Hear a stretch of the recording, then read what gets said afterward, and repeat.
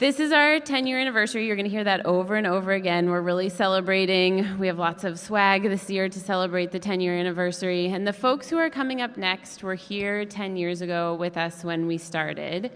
And 10 years went by really quickly, and they wanted to take this opportunity, now that we're 10 years in, to remind us of all the progress that we really have made. I think some of the messages you've heard here so far are about all the work that's left to do, and that is 100% what we are here to keep moving forward, to not look in the rearview mirror. But it's really important to contextualize these things in the ways that things have changed. And they've done this in a really creative, beautiful way. And I'm excited to welcome to the stage the folks from Halloran Philanthropies, Tony Carr and Audrey Sellian, and they're accompanied by the Music Action Lab.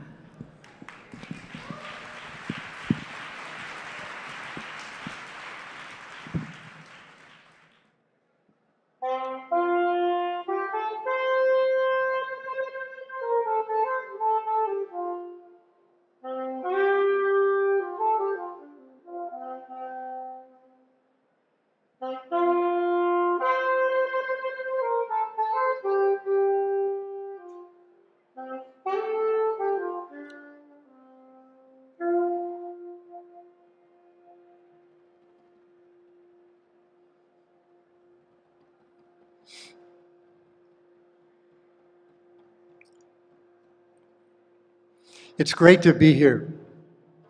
We are joined today with the awesome musicians from the Music Action Lab in San Francisco, founded by Drew Foxman.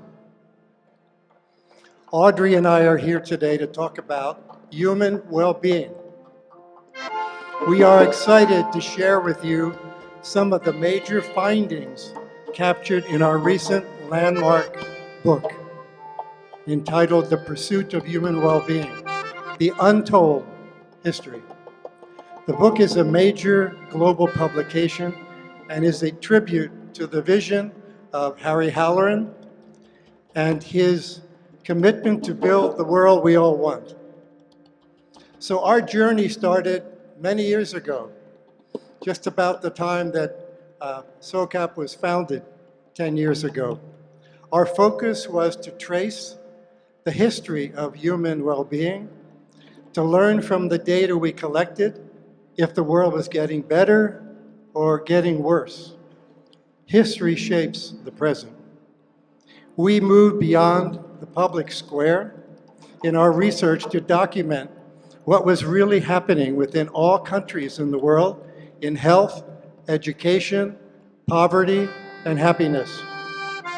We found, to our surprise, that there were exciting reasons to be cheerful and optimistic. People have risen out of poverty at amazing rates. Child mortality has plummeted. Standards of literacy, sanitation, and life expectancy have never been higher, and we are living in history's most peaceful era. We found dramatic advances in well-being in all regions of the world. We found strong international support among countries for well-being. Countries like Africa, Asia, or continents like Africa, Asia, and Latin America experienced significant well-being improvements. Progress was due in large part to globalization and foreign aid, which fostered partnerships in business, government, and philanthropy. Now, anyone paying attention to the media today is likely to feel that the world is falling apart, and the only attitude that really makes sense is profound pessimism. I have a different view. I think the world is far from falling apart. In fact, it has never been better, more prosperous, safe, or just. The pursuit of human well-being is the story that must be told about the history of human progress over time. Progress we can all be proud of. The good news is life really is getting better. Well-being is about having a good condition of life, characterized by health, happiness, and prosperity. It's a combination of feeling good and having meaningful relationships and accomplishments. Human well-being is a process of enlarging people's spectrum of choice, the most critical choice being to live a long and healthy life, to be educated and to have access to the resources needed for a decent standard of living. The notion of the good life has existed since the times of ancient Greece. It involves being well off, being fed, clothed, sheltered, educated, and healthy. It also means being honest, courageous, just, generous, compassionate, and hospitable. The good life is a virtuous life. What we've found is that humans have an inexorable, determined obsession with improving their lot. We mostly work towards higher collective standards of life on this planet. This is a unique characteristic of being human. Today, we are collectively in a state of health and well-being that has never before existed for large masses of people. For most of us, we have on average 8 decades of life within which to pursue our interests. We do so in a more disease-free state than ever previously existed. For those of us struggling with disabilities, we use an array of tools of every describable type to help us. We travel the planet in large numbers and at speeds never previously attained anywhere. We're healthier, better educated on average than the people who walked our cities living just a generation ago. We're also growing increasingly aware that the way we ask our questions matters. As a good friend once told Tony and I, words make worlds, and indeed they do. How we think affects the questions we ask and what we see. Our observations matter. There are 2 ways to see this world, from a perspective of abundance or one of scarcity. Is the glass half empty or is it full? Are we less poor or are we rich? Are we less illiterate or can we read? Are we less sick or are we well? The language we use affects how we think and indeed everything around us. Life expectancy provides a good initial barometer of human well-being.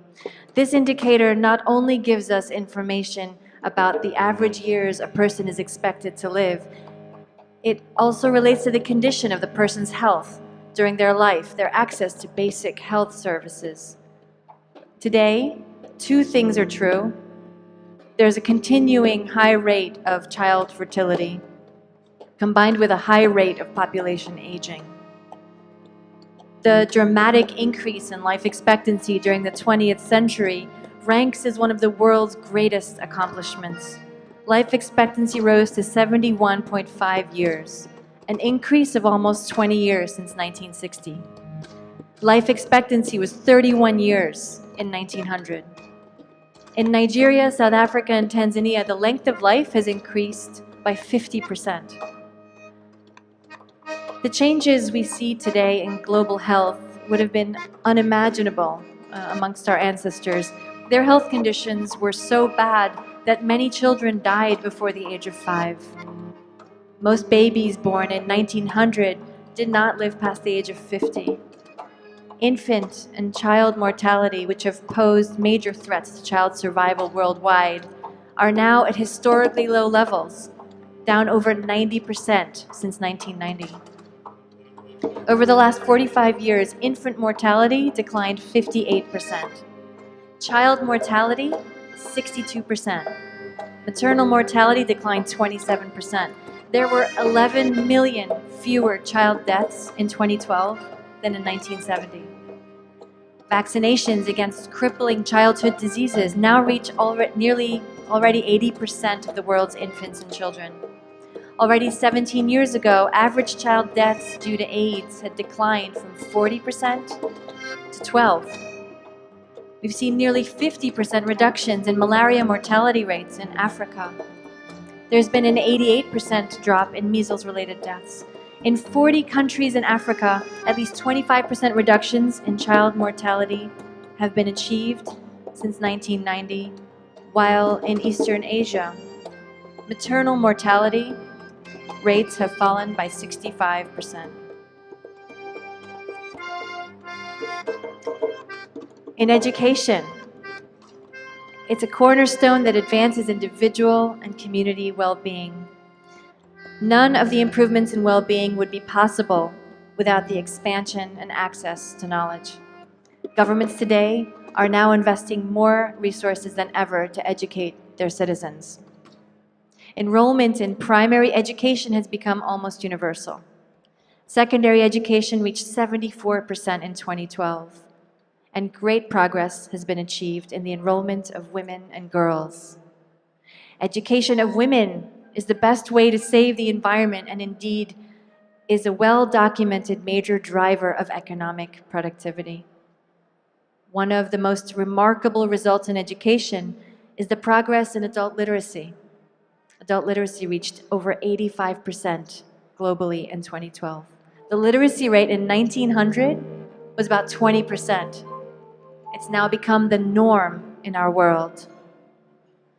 In Africa, the continent has seen net primary enrollment rates increasing to 77% by 2012. Let's look at poverty. Eradicating poverty in all its ugliness is the greatest challenge of our time. When people anywhere are desperate, people everywhere are at risk. Martin Luther King tells us that injustice anywhere is a threat to justice everywhere. 40% of the world lived in poverty in 1990. 25 years later, poverty dropped to 10% in the world. Imagine, poverty was reduced by 1 billion people in 25 years. A remarkable achievement. Poverty reduction was driven primarily by economic and social progress of China, India, and Southeast Asia. If you go to the World Bank's overview of China, you'll find a striking comment, and I quote, "Since initiating market reforms in 1978, China has lifted more than 800 million people out of poverty." Imagine. China has lifted a significant, really, China is to be applauded for being the world hero in poverty reduction. The reduction of poverty is one of the world's greatest humanitarian achievements. It never would have happened without the commitment and cooperation of nations working together with the United Nations. Progress is particularly remarkable when you consider that the world population has doubled since 1960. Sub-Saharan Africa, the cradle of humankind, struggles with poverty. In 2000, The Economist presented Africa to the world as the hopeless continent. 10 years later, in a complete turnaround, The Economist featured Africa as Africa Rising. This positive narrative speaks to economic growth, educational accomplishments, and agricultural innovations. Sub-Saharan Africa, despite all its challenges, has made great gains in well-being and is indeed on the rise. Foreign aid programs have helped countries make enormous progress. Disease and poverty projects are the clearest examples of opportunities designed to alleviate human misery. After a generation of great progress, the world's commitment to the poor is currently under attack. Government support is more uncertain now than at any time in recent years. This is a grave concern. In 2015, the United Nations adopted the Sustainable Development Goals. The most important goal of all is no poverty. This goal calls on us to work together to end poverty by 2030. The goal is to eradicate, not merely to reduce. This goal represents a major leap forward among nations so that no one is left behind.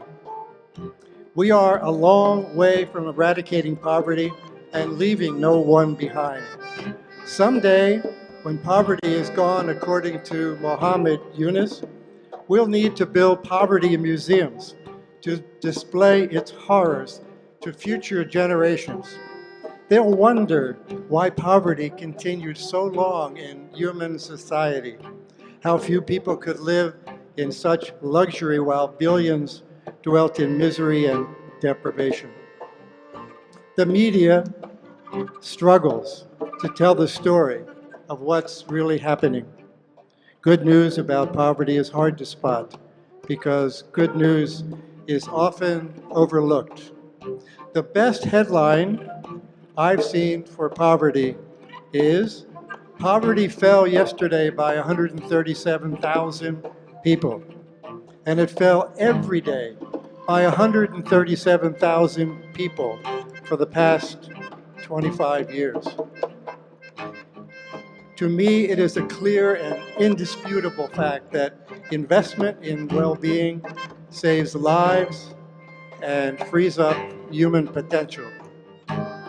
And that generosity represented here, generosity is one of the most powerful exports that we have to achieve well-being in the world. Happiness and life satisfaction are among the most important indicators of well-being. International organizations like Gallup and the World Values Survey measure how satisfied we are with our lives daily. The biggest gains in life satisfaction are found among African countries. This is likely related to access to energy, health, education, and infrastructure services.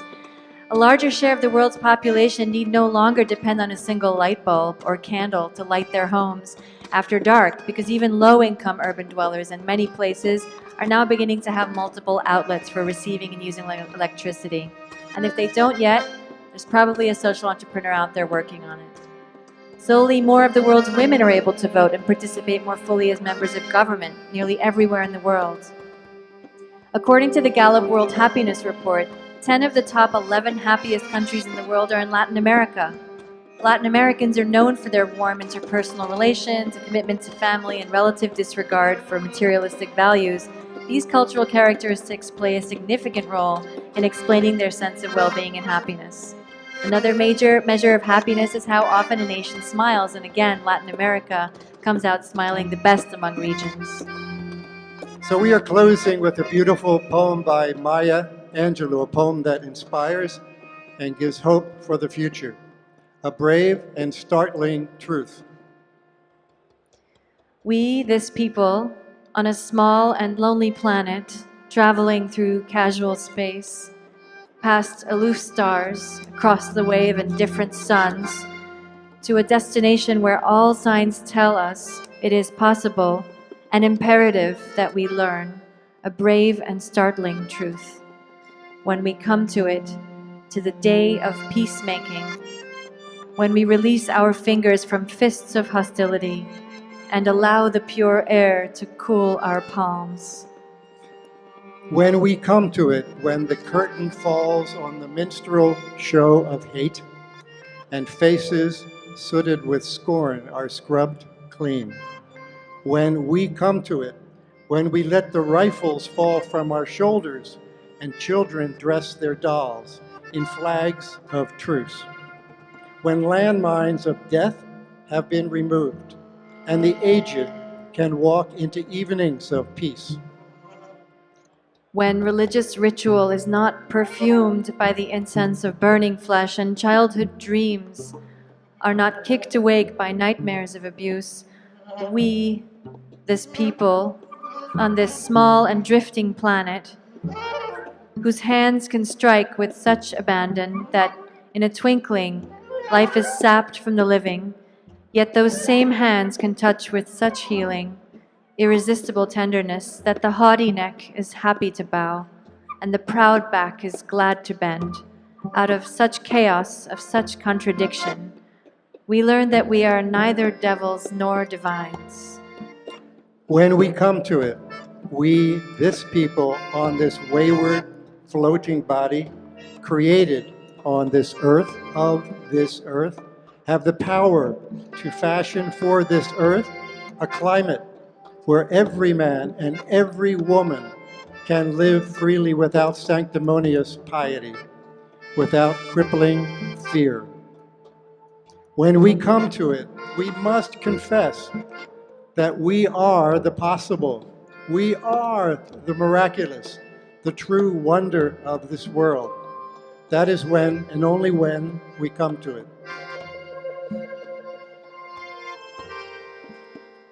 The progress of human well-being is a global success story. We are the beneficiaries of a healthier, richer, and better educated world. The dramatic improvements captured in the pursuit of human well-being must be shared widely to continue expanding the growth of humanity. Just imagine what can be accomplished in the next 100 years.